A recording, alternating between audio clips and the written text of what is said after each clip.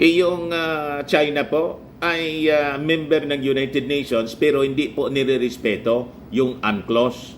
So ang ibig sabihin nitong ginawang maritime cooperative activity po, ang simple na mensahe po, clear message sa China, sumunod kayo sa batas.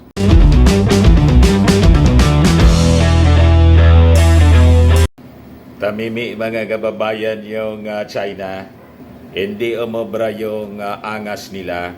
Tagumpay, mga kababayan, yung ating multilateral cooperative maritime cooperative activity dito po sa West Philippine Sea. Ngayon, as you know, nag-announce din yung China na magsasagawa din sila ng naval exercise. After the announcement po, wala nang kwentong lumabas mga kababayan galing sa China. Sabi ko sa inyo, tama yung mga analysis po natin mga kababayan. Ang China po, lahat man lang angas, sige man lang po ang tahol, sige ang panakot, intimidation po yung strategy nila. Pag nasindak po tayo, panalo sila. Hindi man po masindak yung ating Pangulong Bongbong Marcos. Tuloy-tuloy lang sa kanyang mga plano. Kaya po, yung mouthpiece nila ng Chinese government dito sa ating bansa, si Harimau, sige po ang daldal. Gusto niyang makipag-usap yung China. Yung China nga At saka yung Amerika, sabi doon sa latest vlog ni Harimau, nag-uusap. Bakit niya ayaw makipag-usap ng ating Pangulong Bongbong Marcos sa China? Walang usap-usap muna. Ganon ang strategy ng ating Pangulong Bongbong Marcos. Pag naiposisyonan natin ang lahat, all the nuclear deterrence dito sa ating mga EDCA sites at tapos ma-expand pa natin dito sa West Philippine Sea. May regular activities with the multilateral force. Regular na magpapatrolya dyan. Pwede mo na pong mag-usap. Ganon mga kababayan. So, magaling po yung ating Pangulong Bongbong Marcos. Tingnan ninyo dito sa balita ng PTV. Tingnan matagumpay na naisagawa ng Armed Forces of the Philippines, United States Indo-Pacific Command, Australian Defense Force at Japan Self-Defense Forces ang kauna-unahang Multilateral Maritime Cooperative Activity or MMCA sa West Philippine Sea ngayong linggo, Abril 7, kahapon po. Dito ipinakita ng mga kalahok na bansa ang pangakong palakasin ang regional at international cooperation bilang suporta sa isang malaya at mapayapang Indo-Pacific. Ang naturang aktibidad na isinigawa sa loob ng Philippine Exclusive Economic Zone ay kinabibilangan ng mga sasakyang pandagat at panghimpapawid na mula sa 4 na bansa. Di ba mga kababayan? Walang magawa yung China po. So ang ginawa nila, nag-press release lang po. Nangawala mga kababayan yung mga barkong panggira. Bumahag ang buntot ng China, mga kababayan. Wala ni isa na Chinese Navy or Coast Guard ang makita po sa paligid. Nagsipagtakas po. Magigiting yung ating mga sundalo. Hindi nila masisindak mga kababayan. At totoong matapang, strong leader ang ating Pangulong Bongbong Marcos. Never po na magpapasindak kay Xi Jinping. Ayan po mga kababayan. Ito yung press release ng China. China to hold drills in disputed South China Sea on Sunday, sabi po ng Chinese Army. Tingin ko, press release lang nila para hindi naman sila mapahiya na bumahag yung buntot. Di ba? Pero napaka-clear yung West Philippine Sea. Wala kang makita na umaali-aligid na mga Chinese militia, mga kababayan. So ang ibig sabihin, umatras sila sandali, mga kababayan. And possibly, babalik sila pag halimbawa, wala na, tapos na yung ating freedom of navigation and patrol na ginagawa. Kaya nga po, kailangang maging regular na po ito at gawing permanent activity At siguro, abang ginagawa ito, then we fortify our exclusive economic zone. At simula na mga kababayan, yung oil exploration dito po sa ating territory, at doon sa area kung saan tayo may exclusive sovereign rights tulad ng ginawa po ng Malaysia at saka ng Indonesia. Tama po mga kababayan? But before ko mga kababayan ibigay sa inyo yung full story ng mga balitang yan, click subscribe muna dito sa ating YouTube channel and hit the notification bell para lagi po kayong updated sa mga kaganapan dito sa ating bansa. Like and share na rin po ninyo ng ating video. At huwag na rin po ninyo na skip yung ating mga commercial ads para tuloy-tuloy lang ang pag-unlad ng bagong Pilipinas. Sa mga naghanap po ng malinis and spacious fitness gym, pumunta lang po kayo sa aming Colossal Fitness Gym. We also offer Grab Car Rental with our brand new 2023 model ng Toyota Innova. We also accept booking for those who are planning to travel via PAL and Cebu Pacific and other airline companies and bills payment for Meralco Bills, PLDT, etc. Pati Aleco Bills. Ang Colossal Fitness Gym is located at 3rd floor Security Bank Building, Lanco Business Park, Legazpi City. For inquiries, look for Gilon Maravillas, cellphone number 0966-802-0949. Yan ang aming Innova. Lagi na pong matao sa amin. Na-set up na rin yung aming mga bagong gym equipment. May treadmill na rin po kami. Ito naman po yung bago naming product na binibenta online. Eye Glow Serum, whitening po siya. Tingnan ninyo yung epekto sa aking anak na architect before and now. Yung mga inquiries po ninyo, dumiretso na lang kayo sa kanyang Facebook account, Riz Maravillas. Ito naman po, Firmax Firming and Lifting Cream. Pinapahid naman po ito sa mga pulses and affected area. Mainam po ito sa mga pains at paninigas na mga kaso-kasuan. Ito naman po, Automax Radiant Serum. Sa mukha naman yung application. Anti-aging po siya. You will look 10 years younger than your age. Sa mga cancer patients naman po, baka lang gusto ninyo itong itry. Nengxia Red Mix Fruit Drink. Hindi man po siya gamot, food supplement siya. Kaya lang, gawa siya mga kababayan sa goji berry. Yung goji berry, may anti-cancer properties. O ngayon, yung mga inquiries ninyo, dumiretso na lang kayo sa aming messenger sa Facebook para masagot namin agad. Ayos pa? Ayos na ayos na niya, Mr. Maravillas. So, balikan natin yung ating kwento. Ito yung laman ng mga balita ngayong araw na to. Tingnan ninyo, napakalinis ng karagatan po. Allied warships conduct sea drills. O yan po siya. Ito yung video, courtesy ng Armed Forces of the Philippines. I-play natin mga kababayan. Ayan po. Kita ninyo?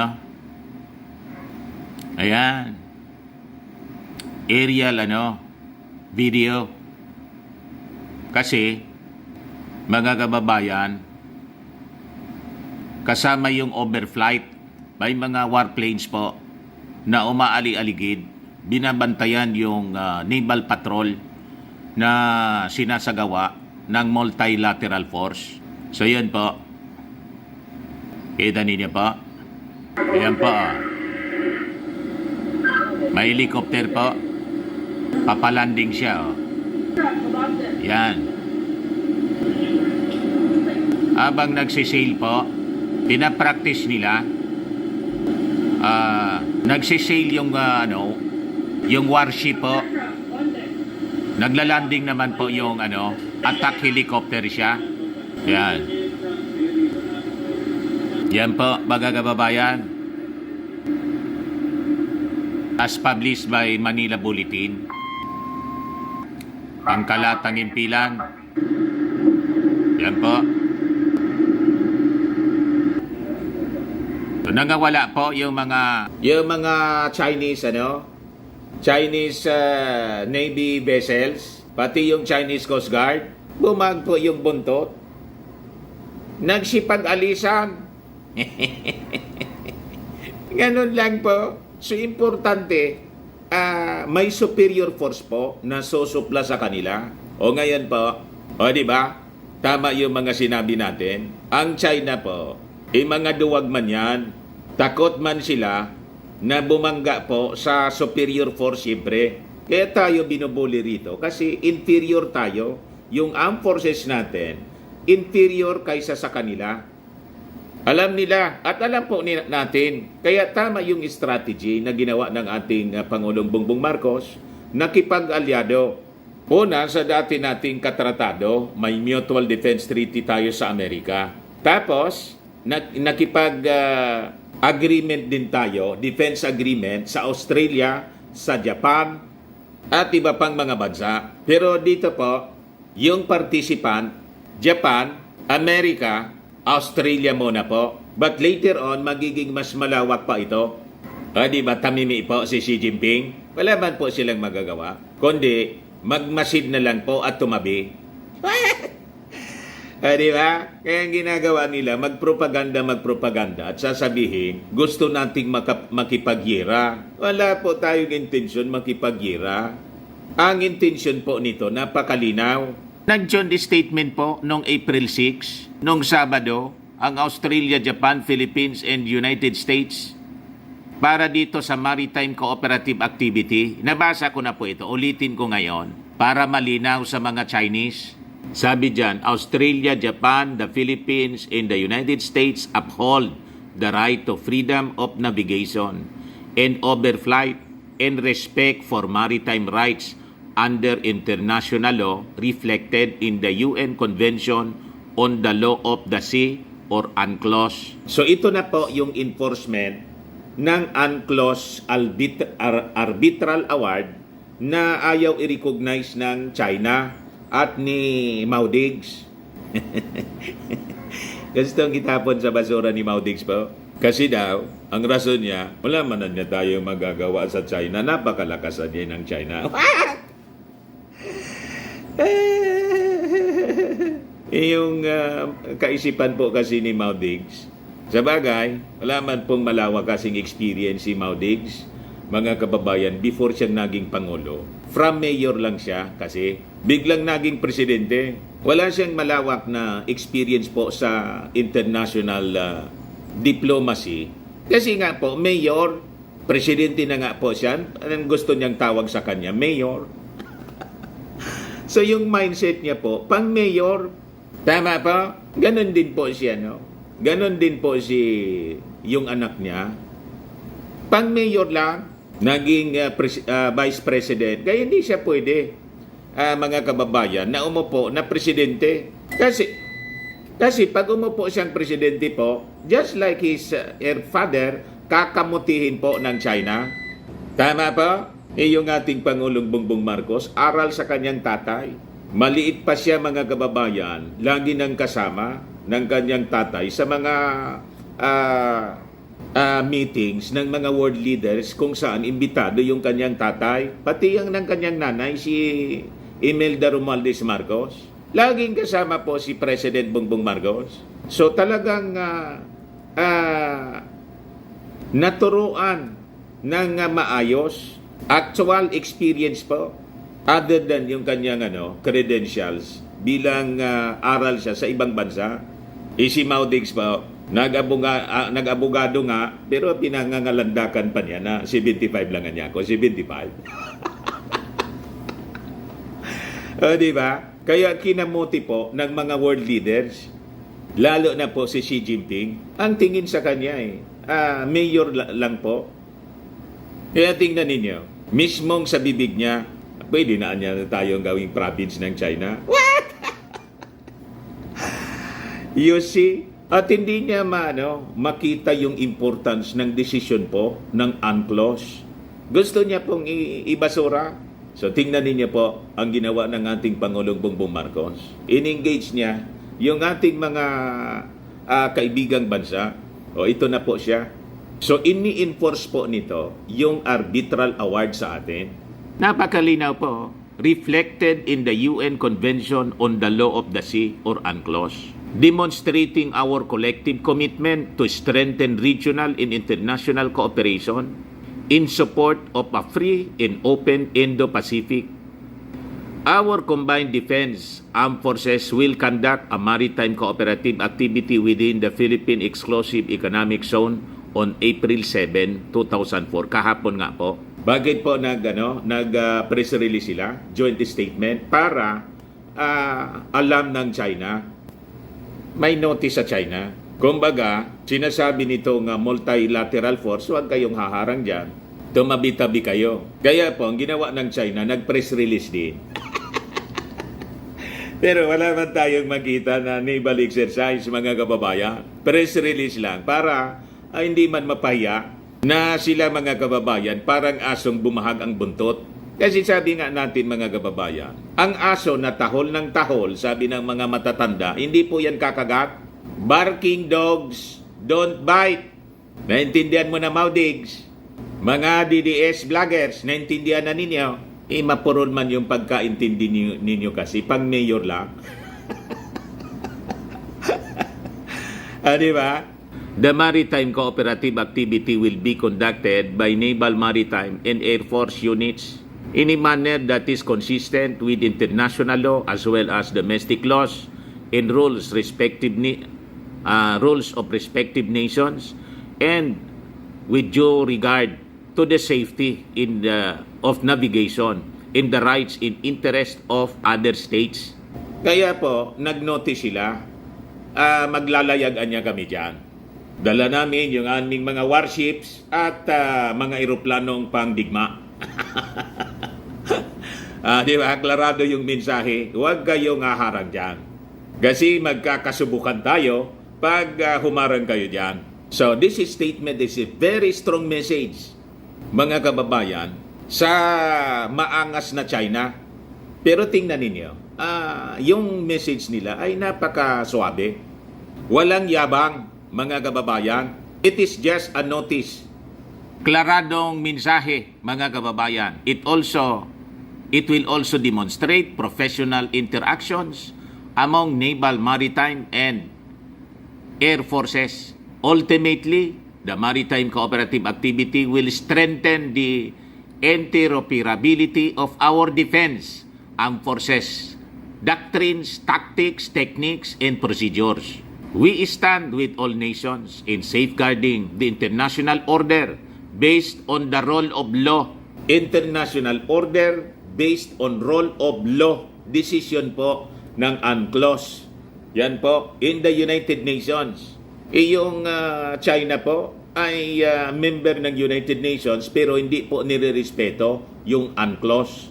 So ang ibig sabihin nitong ginawang maritime cooperative activity po, ang simple na mensahe po, clear message sa China, sumunod kayo sa batas. International law in order.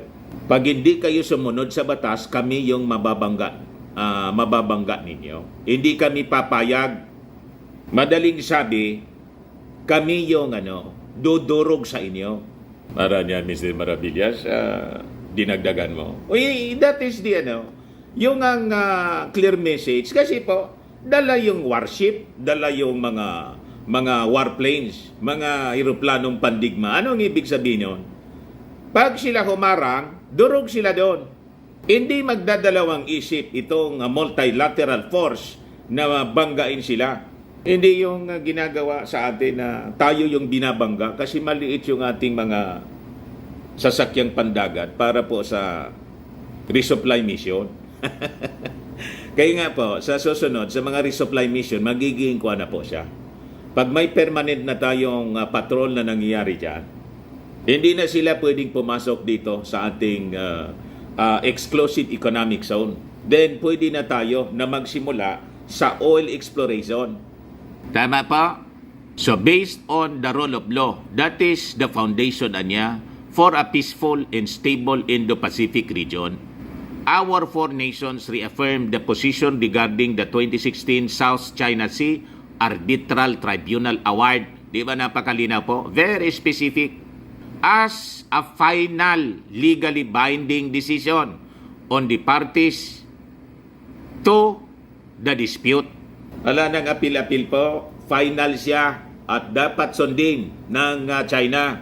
Naintindihan po ninyo, mga DDS vloggers na mga traidor pro-China? So ngayon, nabanggit natin mga kababayan na pwede na nating simulan. And I think yun na rin ang nasa isip ng ating Pangulong Bongbong Marcos matagal na. And kahit hindi natin sabihin, pero sabihin ko pa rin kasi hindi man sinasabi ng ating Pangulong Bongbong.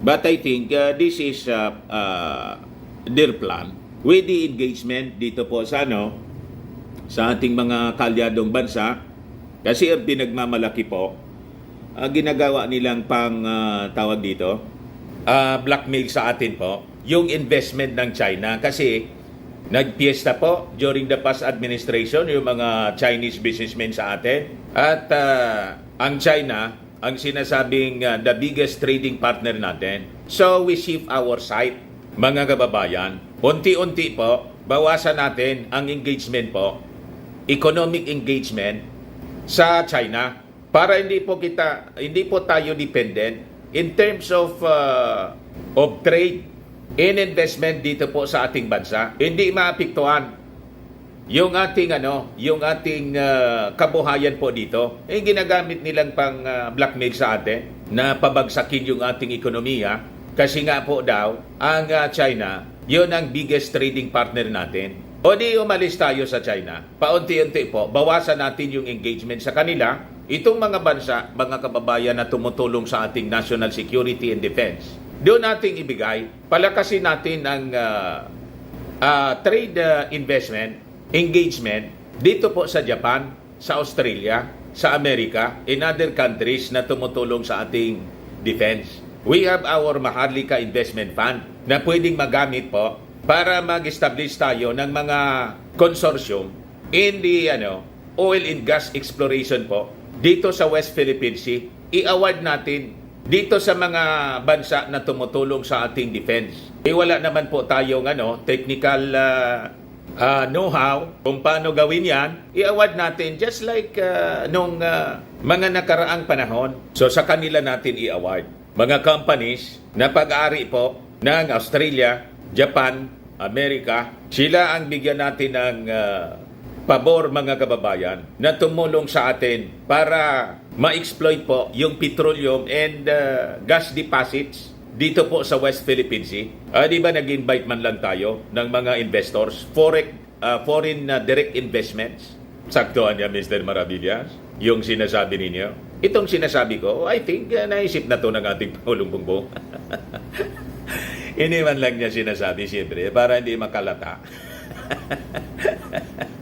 Pero I think, ito na yung, plansyado na po yan. Kaya nga po, yung Australia, Japan, Amerika, very much willing na tulungan po tayo i-secure itong West Philippine Sea. At sinagawa nga po itong first multilateral maritime cooperative activity to secure the area. And I think magiging madalas ang pagpapatrolya po dito, magiging regular at baka permanente na siya.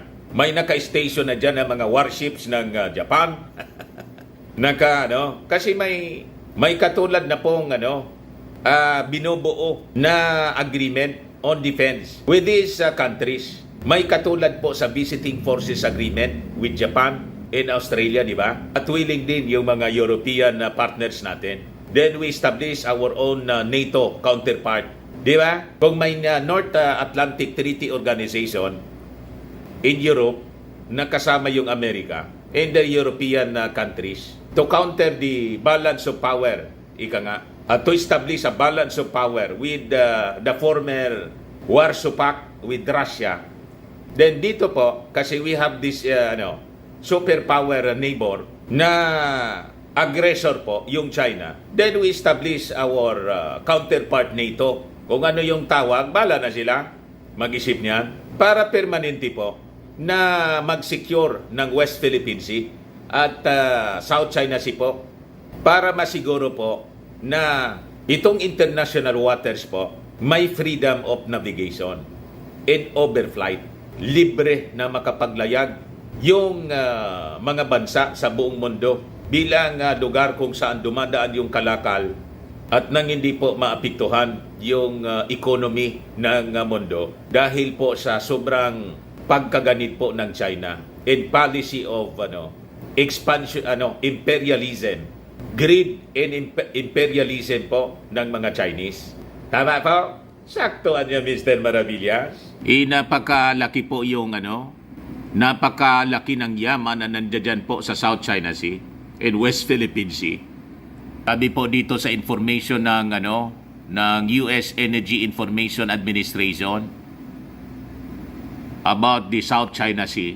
Yan po, sabi diyan, overview. The South China Sea is a critical world trade route. In 2023, 10 billion barrels of petroleum and petroleum product and 6.7 trillion cubic feet of liquefied natural gas pass through the South China Sea. The sea stretches from Singapore in the Strait of Malacca in the southwest to the Strait of Taiwan in the northeast.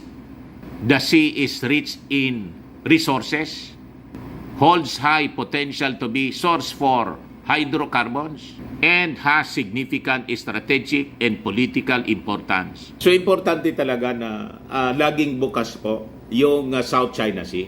Importante po siya sa lahat ng bansa sa buong mundo. Base po mga kababayan sa estimate ng US Energy Information Agency, itong South China Sea holds about 190 trillion cubic feet of natural gas and 11 billion barrels of oil and proved and probable reserves, most of which lie along the margins of the South China Sea rather than under disputed islets and reefs. U.S. Geological Survey in 2012 estimated that there could be another 160 trillion cubic feet of natural gas and 12 billion barrels of oil undiscovered in the South China Sea. Yon mga kababayan ang gustong kontrolin ng China. Gusto nila sa kanila lang lahat. Hindi maaari. Kaya po with this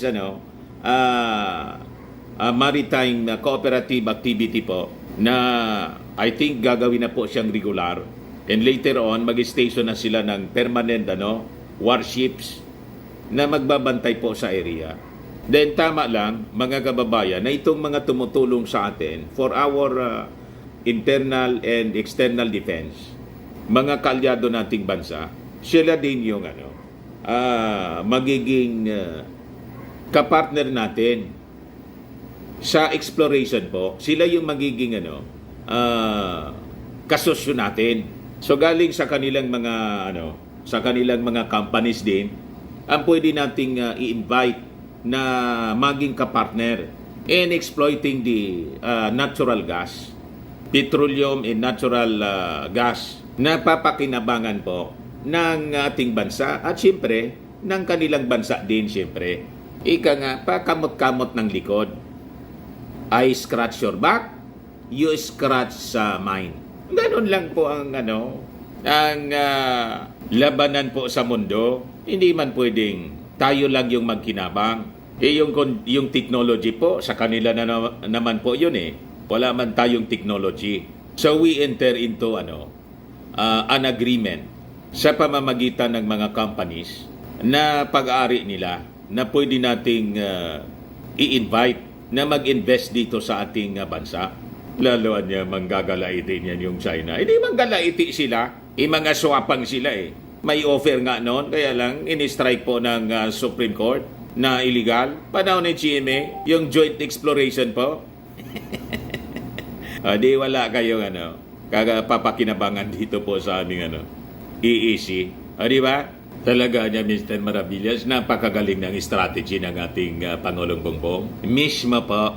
Kaya yung Beijing, yung si Xi Jinping, ginagamit nila yung mga kaalyado nila rito, mga politiko, the past administration po, natuta nila para siraan po ang ating Pangulong Bongbong Marcos. Huwag tayong papayag po at gusto nilang i-people power. Kaya nga may mga plano silang mga prayer rally na naman. Wala man pong makukumbinsi kayo Kasi yung layunin ninyo, pang sarili, hindi man po para sa kapakanan ng ating bansa at ng mga mamamayang Pilipino. Pang sarili, kapakanan po ni Xi Jinping. Kaya po yung trust rating ng ating Pangulong Bongbong Marcos, mataas na po kaysa kay Inday. Undi-undi na pong nagigising yung mga mamamayang Filipino. Trust ratings, trust and performance ratings of top national officials based on RP Mission and Development Foundation, RPMD, Boses ng Bayan Survey, President Ferdinand Marcos Jr., 83% trust rating, 79% sa first quarter ng 2024. Si Inday from 80% to 77%. Si Migs 78% to 73%. Si Martin 79% to 75%. So nagbaba na siya ng konti pero mataas pa rin mga kababayan. At ang mas mataas na yung ating Pangulong Bongbong Marcos kaysa kay Inday. Pero niya Mr. Maravillas doon sa sa survey ng Pulse Asia, nagbagsakan doon malaki. False Asia yun po eh. Kaya nga po false Asia, false Asia, hindi man truth Asia. Di ba? Ayan man lang po mga kababayan yung ating mga masasayang kwento ngayon, magagandang developments. Ako po si Dante Maravillas. Bye-bye. God bless.